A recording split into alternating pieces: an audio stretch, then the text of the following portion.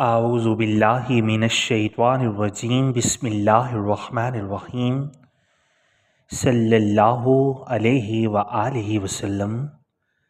تصوف قادری کے تمام ویورز کو میری طرف سے السلام علیکم ورحمۃ اللہ وبرکاتہ۔ ایک بار پھر ایک انتہائی اہم خوبصورت ٹاپک کے ساتھ آپ سب کی خدمت میں حاضر ہوں۔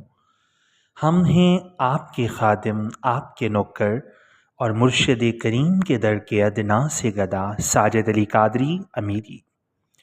آج کا ہمارا موضوع سخن مراقبہ کی اقسام اور مراقبہ کے فیوز و برکات پر مبنی ہے۔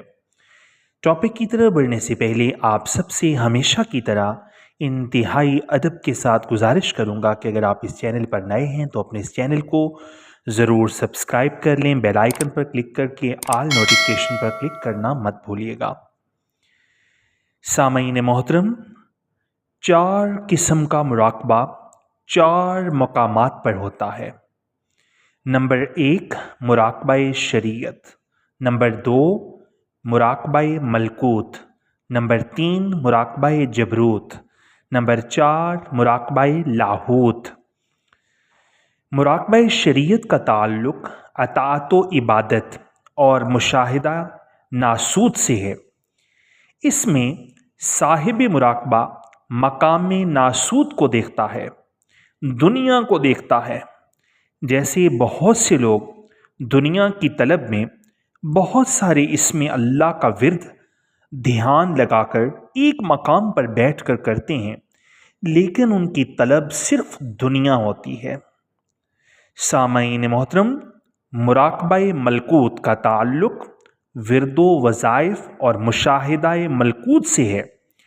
اس میں صاحب ورد و وظائف کو فرشتوں کی سی پاکیزگی تن حاصل ہوتی ہے اور وہ صفات ملائکہ کا حامل ہوتا ہے۔ اس میں صاحب مراقبہ جو کچھ دیکھتا ہے عالم ملکوت کو دیکھتا ہے کہ وہ صفات ملائکہ سے متصف ہوتا ہے۔ سامعین محترم، مراقبہ جبروت، اس کا تعلق ذکر اللہ اور مشاہدہ جبروت سے ہے۔ اس میں صاحب مراقبہ ذکر اللہ کی حاضرات سے مقام جبروت اور مرتبہ جبرائیل علیہ السلام کو دیکھتا ہے۔ مراقبہ لاہوت کا تعلق اعمال معرفت اور مشاہدہ لاہوت سے ہے۔ اس میں صاحبہ مراقبہ جو کچھ دیکھتا ہے مقام لاہوت کو دیکھتا ہے۔ اس کے علاوہ ایک 5واں مراقبہ اور بھی ہے جس کا تعلق حضوری غرق فنا فی اللہ اور مقام ربوبیت سے ہے۔ اس میں صاحب مراقبہ جو کچھ دیکھتا ہے صرف ذات حق کو دیکھتا ہے، توحید ربوبیت ذات کے علاوہ کچھ نہیں دیکھتا۔ یہاں وہ ہر روز اللہ تعالیٰ کو ایک نئی شان سے جلوہ گر دیکھتا ہے۔ جیسا کہ فرمان حق کے تعالی ہے، وہ ہر روز ایک نئی شان سے جلوہ گر ہوتا ہے اور یہی اس کا مکان ہے۔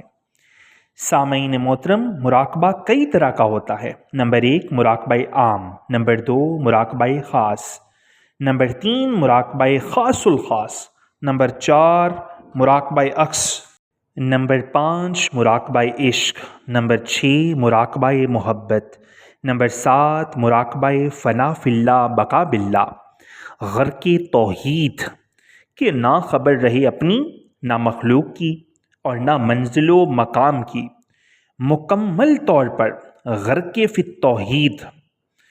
سامعین محترم، مراقبہ روح، روحانی اہل قبر کی روح کی مثل ہے اور صاحب مراقبہ کا وجود قبر کی مثل ہے۔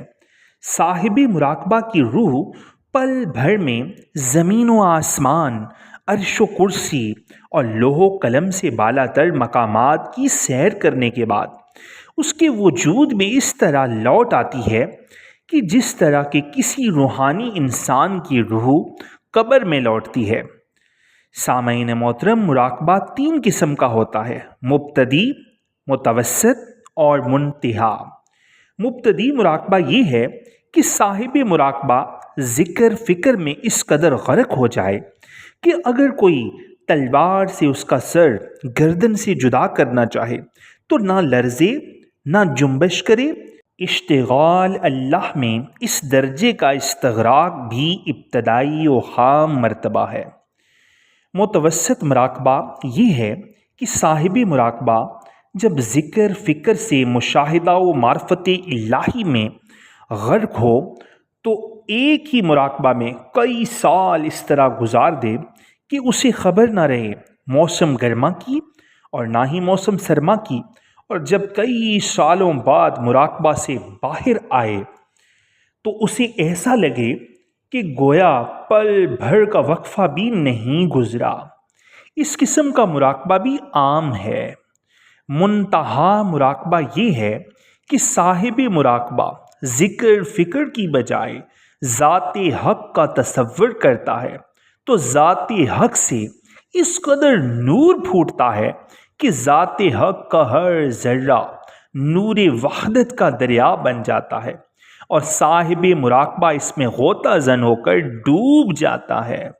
نور الہی میں مستغرق ایسے صاحب مراقبہ پر اگر کوئی 100 بار بھی تلوار چلائے تو یہ ایسا ہے جیسے کوئی پانی پر پانی مارے۔ سامعین محترم، یہ وہ مراقبہ ہے جس میں غرق ہو کر نفسانی جسم سے باہر آ جاتا ہے اور روحانی جسم کے ساتھ انبیاء و اولیاء کی ارواح سے مجلس و ملاقات کرتا ہے۔ اس کے سارے وجود میں قلبی ذکر جاری ہو جاتا ہے۔ سامعین، یاد رہے اہل مکر کا مراقبہ مردود ہے، یعنی ان کے مراقبے کی بنیاد خطرات پر مبنی ہوتی ہے، اور اہل معرفت کا مراقبہ محمود ہے، یعنی ان کے مراقبے کی بنیاد ذات حق کے وصال پر ہوتی ہے۔ سامعین محترم، مراقبہ کے 7 مراتب ہیں۔ نمبر 1، مراقبہ جاہل، یہ محض دھوکہ و فریب ہے۔ نمبر 2، مراقبہ اہل بدعت، یہ بھی مکر و استدراج ہے۔ نمبر 3، مراقبہ ذکر، اس میں ذاکر پر مراتب ذکر کھلتے ہیں اور اس پر حال کسی کیفیت طاری ہوتی ہے۔ نمبر 4، مراقبہ فکر، اس میں صاحب تفکر پر مراتب احوال کھلتے ہیں۔ ایسے تفکر کے بارے میں حضور علیہ الصلاۃ والسلام کا فرمان ہے کہ گھڑی بھر کا تفکر دونوں جہاں کی عبادت سے افضل ہے۔ نمبر 5، مراقبہ کامل، اس میں صاحب مراقبہ کو کمال حاصل ہوتا ہے اور وہ عارف باللہ ہو کر صاحب عرفان ہو جاتا ہے۔ نمبر 6، مراقبہ مکمل، یہ مراقبہ اہل روح اللہ معارف کرتے ہیں۔ نمبر 7، مراقبہ فقر، اس لازوال فقر کا مراقبہ ہے جس کے متعلق حضور علیہ الصلاۃ والسلام کا فرمان ہے کہ فقر جب کامل ہوتا ہے تو اللہ ہی اللہ ہوتا ہے۔ یہ مراقبہ و وحدانیت ذات میں غرق فنا فی اللہ فقیر کرتا ہے۔ سامعین محترم، حقیقت میں اہل مراقبہ صرف اسے کہتے ہیں جو اللہ تعالیٰ کی ذات کے علاوہ کسی اور چیز کا متلاشی نہ ہو، جمال الہی اور حب الہی میں اس طرح غرق ہو کہ اس پر یہ قول صادق آئے، لحموں کا لحمی جسموں کا جسمی، یعنی تیرا گوشت میرا گوشت، تیرا جسم میرا جسم، عین جمال عین میں غرق افو ہی افو، اللہ بس ما سوا اللہ، باقی سب ہوس۔ سامعین محترم، صاحب نفس مطمئنہ کا چشم بند مراقبہ گویا خون جگر پینا ہے۔ ایسا کامل مراقبہ و مکاشفہ دریائے توحید کا استغراق ہے۔ جو اس مراقبہ تک نہیں پہنچا اس کا نفس تابع و مسلمان نہ ہوا اور نہ ہی وہ مقام مومن پر پہنچا۔ مقام مومن معرفت الہی میں محو ہو کر اپنی ہستی کو مٹانا اور نفس مردود کو فنا کرنا ہے۔ رسول اللہ صلی اللہ علیہ وآلہ وسلم کا فرمان ہے کہ جس نے اپنے نفس کو فنا سے پہچانا بے شک اس نے اپنے رب کو بقا سے پہچانا۔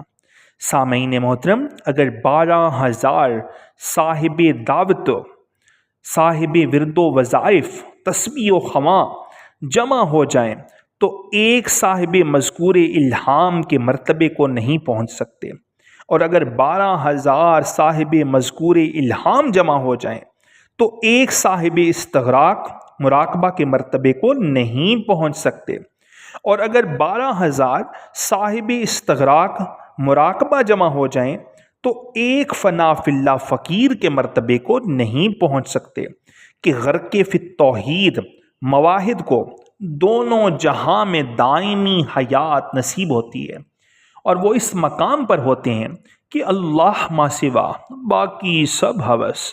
سامعین، باقی ہر درجے کا مراقبہ ہم مختلف کتابوں یا سوشل میڈیا کا دور ہے وہاں سے رہنمائی کے ذریعے کر سکتے ہیں، لیکن درجہ انتہا کو اگر پانا چاہتے ہیں، اپنے مادی وجود اور فانی دنیا سے نکلنا چاہتے ہیں، تو پھر ظاہری صحبت میں جائیں فقیروں کی۔